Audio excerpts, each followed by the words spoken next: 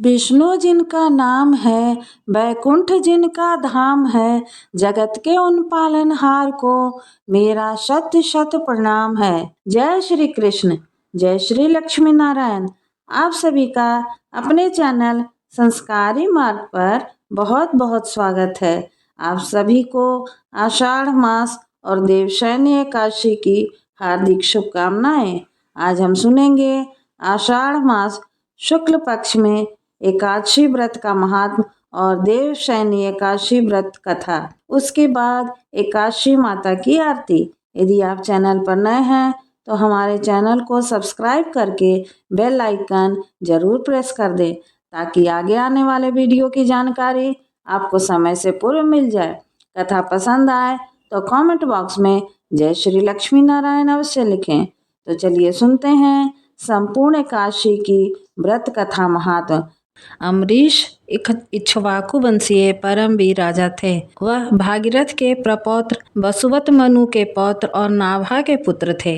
राजा अम्बरीश संपूर्ण पृथ्वी के राजा थे। उनके सुख, समृद्धि और ऐश्वर्य की तुलना नहीं की जा सकती थी, लेकिन फिर भी राजा अम्बरीश को अपने ऐश्वर्य का कोई घमंड नहीं था, ना ही वे कभी अभिमान करते थे। वे तो भगवान श्री विष्णु के परम भक्त और सर्वोच्च कोटि के राजा थे।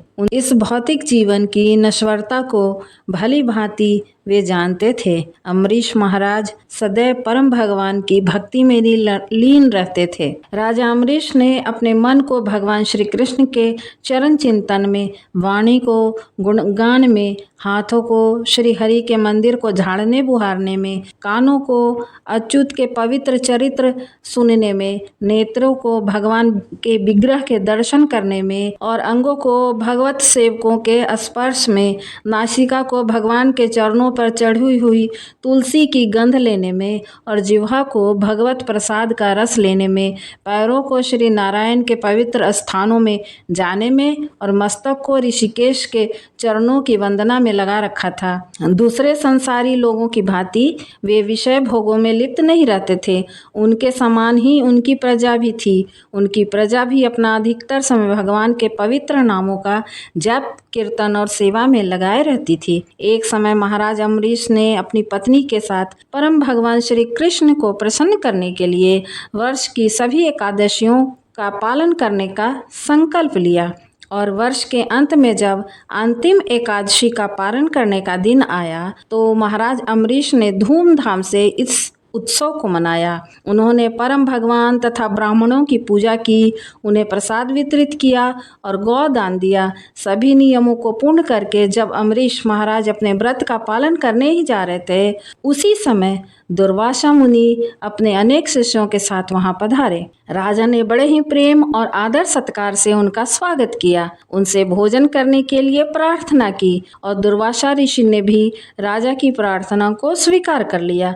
लेकिन भोजन करने से पहले वे यमुना तट पर स्नान करने के लिए चले गए। इधर राजा अम्बरीश को निर्धारित समय पर अपने एकादशी के व्रत का पारण करना था। जैसा कि हम सभी जानते हैं कि एकादशी का पारण हमेशा ही शुभ मुहूर्त में एक निश्चित समय के अंतर्गत करना होता है। राजा अम्बरीश दुर्वासा मुनि की प्रतीक्षा कर ही रहे थे, लेकिन काफ़ी समय बीत गया परंतु दुर्वासा मुनि अभी तक नहीं आए। अब पारण का समय भी निकला जा रहा था, सिर्फ एक घड़ी शेष रह गई थी। अब ऐसी स्थिति में राजा अम्बरीश के सामने बड़ा ही धर्म संकट खड़ा हो गया। अगर वह इस एक घड़ी में पारण नहीं करते हैं तो उनका संपूर्ण वर्ष की एकादशी का व्रत टूट जाएगा, और अगर वह पारण कर लेते हैं तो दुर्वासा मुनि को बुरा लगेगा कि राजा ने उनकी प्रतीक्षा किए बिना ही पारण कर लिया। ऐसी स्थिति में राजा अम्बरीश ने वहां उपस्थित ब्राह्मणों से पूछा कि हे विद्वान ब्राह्मणों, ऐसी विकट परिस्थिति में मेरा क्या कर्तव्य है?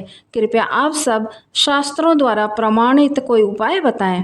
राजा की स्थिति को देखते हुए ब्राह्मणों ने कहा कि हे राजन, इस स्थिति में शास्त्रों का कथन है कि आपने इन सभी एकादशियों का पालन संपूर्ण निर्जल रहकर किया, इसलिए अगर आप भगवान के चरणामृत को स्वीकार कर लेते हैं तो इस जल से आपका पारण हो जाएगा और इस प्रकार आप दुर्वासा ऋषि को भी संतुष्ट रख पाएंगे। हे प्रिय भक्तों, यह सुनकर राजा ने वही किया जो ब्राह्मणों ने कहा।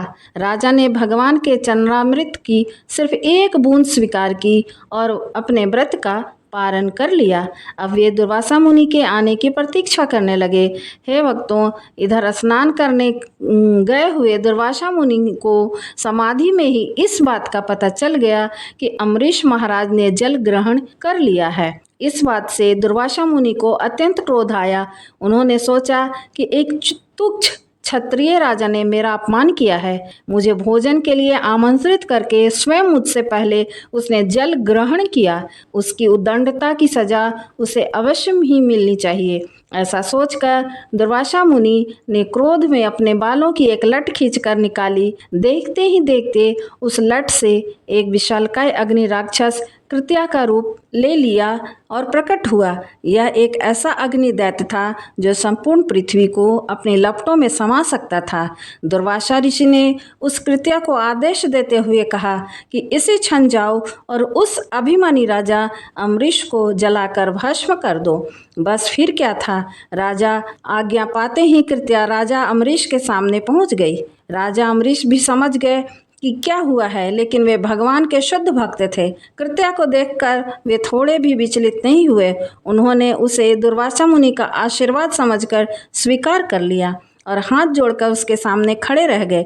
लेकिन हे भक्तों, जो भगवान के भक्त होते हैं उनकी ऐसी स्थिति में भगवान भला कैसे मौन रह सकते हैं। भगवान श्री कृष्ण विष्णु अपने भक्तों का अपमान कभी सहन नहीं कर सकते। वे भृगु ऋषि की लात अपने वक्ष पर सहन कर सकते हैं, लेकिन अपने भक्तों के प्रति किया गया अपराध कभी भी क्षमा नहीं करते। एक क्षण में ही दुर्वासा के सामने सुदर्शन चक्र पहुंच गया। सुदर्शन चक्र अपनी तीक्ष्ण तेज और शक्ति से उस कृत्या राक्षस अग्निदैत्य को जलाकर भस्म कर दिया। और इतना ही नहीं, अब वह सुदर्शन चक्र दुर्वासा ऋषि को भस्म करने के लिए उनके पीछे चला गया। जब दुर्वासा मुनि को यह पता चला तो वे अत्यंत लज्जित और भयभीत होकर सुदर्शन चक्र से बचने के लिए चारों दिशाओं में भागने लगे। सुदर्शन चक्र ने हर जगह उनका पीछा किया। इंद्र इत्यादि तो क्या, ब्रह्मा जी और शिव जी ने भी उन्हें शरण नहीं दी। आखिरकार भगवान शिव ने उन्हें दयापूर्वक भगवान विष्णु के पास जाने का सुझाव दिया। भय से कांपते हुए दुर्वासा ऋषि उसी क्षण भगवान नारायण के पास पहुंच गए। उनसे प्रार्थना करते हुए कहने लगे कि हे प्रभु, आप इस संसार के आदि और अंत हैं। आपके नाम का स्मरण करने मात्र से मनुष्य नारकीय जीवन मुक्त हो जाता है। आपके भक्त महाराज अम्बरीश के प्रति मैंने घोर अपराध किया है।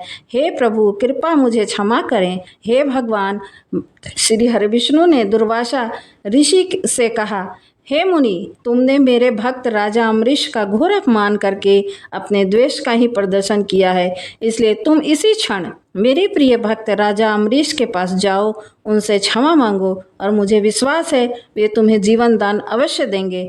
भगवान श्री हरिविष्णु की बात सुनकर दुर्वासा ऋषि उसी क्षण राजा अम्बरीश के पास गए। उन्होंने राजा के चरणों में गिरकर उनसे क्षमा मांगी और अपने अपराध के लिए प्रायश्चित करने लगे। राजा अम्बरीश अत्यंत विनम्र होने के कारण दुर्वासा ऋषि को इस अवस्था में देखकर लज्जित होने लगे। उन्होंने सुदर्शन चक्र से दुर्वासा ऋषि की रक्षा के लिए प्रार्थना की। राजा की प्रार्थना सुनकर सुदर्शन चक्र वापस चला गया। दुर्वासा मुनि ने राजा की स्तुति की और उन्हें आशीर्वाद दिया।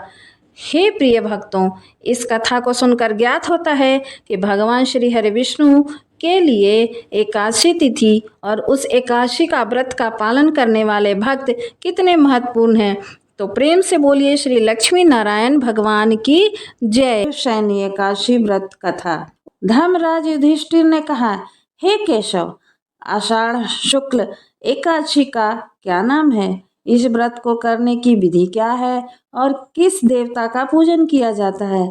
श्री कृष्ण कहने लगे, हे युधिष्ठिर, जिस कथा को ब्रह्मा जी ने नारद जी से कहा था वही मैं तुमसे कहता हूँ।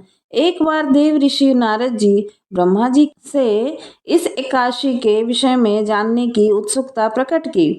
तब ब्रह्मा जी ने उन्हें बताया, सतयुग में मदहंता नामक एक चक्रवर्ती सम्राट राज्य करते थे। उनके राज्य में प्रजा बहुत सुखी थी, किंतु भविष्य में क्या हो जाए यह कोई नहीं जानता। अतः वे भी इस बात से अनभिज्ञ थे कि उनके राज्य में शीघ्र ही भयंकर अकाल पड़ने वाला है। उनके राज्य में पूरे 3 वर्ष तक वर्षा न होने के कारण भयंकर अकाल पड़ा। इस अकाल से चारों ओर त्राही त्राही मच गई।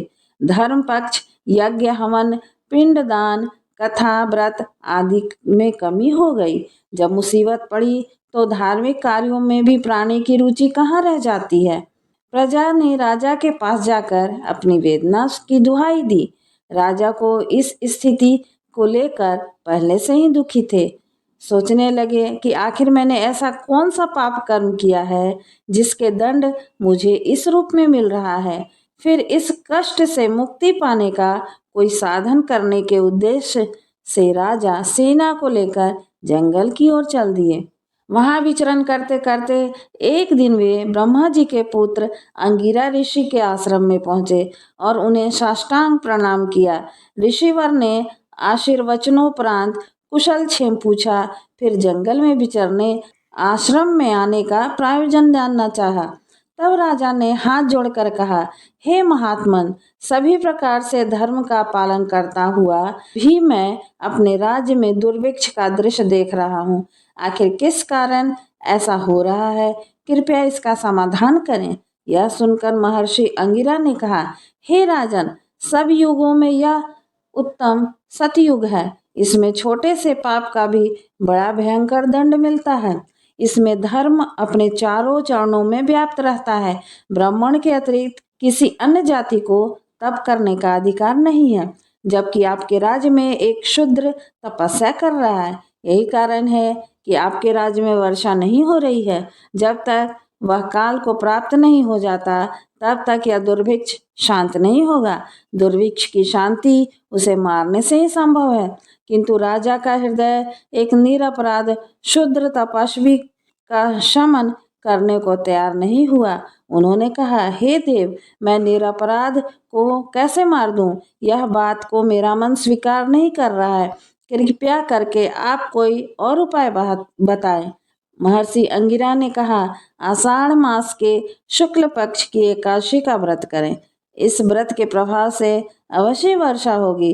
राजा अपने राज्य की राजधानी लौट आए और 4 वर्णों सहित पद्मनाभा एकादशी का विधि पूर्वक यानी कि देवशयनी एकादशी का विधि पूर्वक व्रत किया। व्रत के प्रभाव से उनके राज्य में मूसलाधार वर्षा हुई और पूरा राज्य धन्य धान्य से परिपूर्ण हो गया। ब्रह्मवर्त पुराण में देवशयनी एकादशी के विशेष महात्मा का वर्णन किया गया है। इस व्रत से प्राणी की समस्त मनोकामनाएं पूर्ण होती हैं। अतः इस मास की एकादशी का व्रत सब मनुष्यों को करना चाहिए। यह व्रत इस लोक में भोग और परलोक में मुक्ति देने वाला है। इस कथा को पढ़ने और सुनने से मनुष्य के समस्त पापों का नाश हो जाता है। तो प्रेम से बोलिए विष्णु भगवान की जय, श्री लक्ष्मी नारायण की जय। अब सुनिए एकादशी माता की आरती। ओम जय एकादशी माता, मैया जय एकादशी माता। विष्णु पूजा व्रत को धारण कर शक्ति मुक्ति पाता। ओम जय एकादशी माता, तेरे नाम गिनाऊं देवी भक्ति प्रदान करनी। गण गौरव की देनी माता शास्त्रों में वर्णी। मार्गशीर्ष के कृष्ण पक्ष की उत्पन्ना विश्वतारिणी जनमी। शुक्ल पक्ष में हुई मोक्षदा मुक्तिदाता बन आई। ओम जय एकादशी माता। विष्णु पूजा व्रत को धारण कर शक्ति मुक्ति पाता। पौष के कृष्ण पक्ष की सफला नामक है। शुक्ल पक्ष में होए पुत्र दा आनंद अधिक रहे। ओम जय एकादशी माता। नाम षटतीला माघ मास में कृष्ण पक्ष आवे, शुक्ल पक्ष में जया कहावे, विजय सदा पावे। ओम जय एकादशी माता। विजया फागुन कृष्ण पक्ष में शुक्ला अमल की, पाप मोचनी कृष्ण पक्ष में चैत्र महाबली की। ओम जय एकादशी माता। चैत्र शुक्ल के नाम कामदा धन देने वाली, नाम बरूथनी कृष्ण पक्ष में वैशाख माहवाली। ओम जय एकादशी माता। शुक्ल पक्ष में होए मोहिनी अपरा ज्येष्ठ कृष्ण पक्षी, नाम निर्जला सब सुख करनी शुक्ल पक्ष रखी। ओम जय एकादशी माता। योगिनी नाम आषाढ़ में जानो कृष्ण पक्ष करनी, देवशैनी नाम कहायो शुक्ल पक्ष धरनी। ओम जय एकादशी माता। कामिका श्रावण मास में आवे कृष्ण पक्ष कहिए, श्रावण शुक्ला होए पवित्र आनंद से रहिए। ओम जय एकादशी माता। अजा भाद्रपद्र कृष्ण पक्ष की परिवर्तनी शुक्ला, इंदिरा अश्विन कृष्ण पक्ष में व्रत से भवसागर निकला। ओम जय एकादशी माता। पाप कुंशा है शुक्ल पक्ष में आप हरनहारी, रमा मास कार्तिक में आवे सुखदायक भारी। ओम जय एकादशी माता। देवोत्थानी शुक्ल पक्ष की दुखनाशक मैया, पावन मास में करूं विनती पार करो नैया। ओम जय एकादशी माता। परमा कृष्ण पक्ष में होती जन मंगल करनी, शुक्ल मास में होए पद्मिनी दुख दारिद्र हरणी। ओम जय एकादशी माता।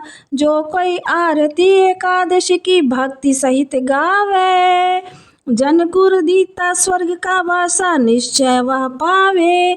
जय जय एकादशी माता। मैया जय एकादशी माता। विष्णु पूजा व्रत को धारण कर शक्ति मुक्ति पाता। ओम जय एकादशी माता। यदि वीडियो पसंद आया हो तो कृपया हमारे चैनल को लाइक, शेयर और सब्सक्राइब करें ताकि आगे आने वाले वीडियो की जानकारी आपको समय से पूर्व मिल जाए। धन्यवाद।